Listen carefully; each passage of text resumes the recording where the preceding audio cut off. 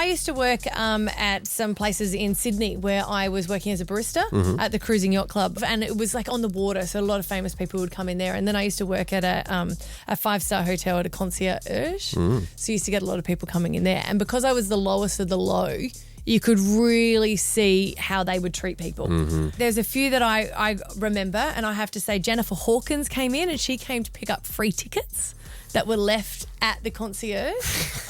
So it was For what? for Good Vibrations. It was a music I festival. remember Good Vibrations. And she came in. She was so lovely and so apologetic of like, oh my God, I'm so sorry. I don't know if the tickets are here. Like, is that all right? I had the opportunity to meet James Brown. I remember this one.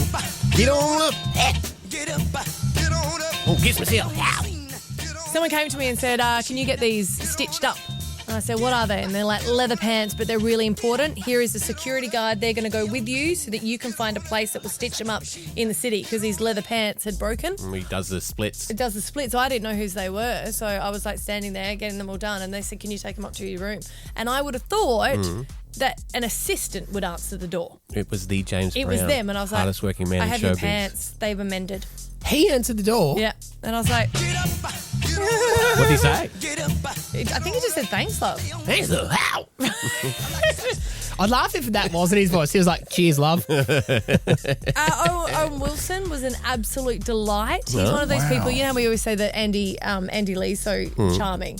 He was kind of like that. When I was working there, one person who's really into sailing is Royal, and they came in and they booked a table and they said, look, we just want to know how your booking's going tonight. And I was like, cool. And they're like, can we have a look at the full list? I was like, I don't know if I can show you who's booked. And they said, no, we can. And they had badges, right? And I was like, okay, cool. They're with the police.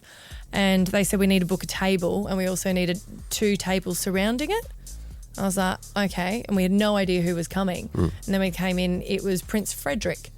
So he had to have security booked and he was really casual. His security was really dressed up and they just went there for a meal and he was so nice and Prince friendly. of Denmark. Yeah. Who the heck is going to assassinate the Prince of Denmark?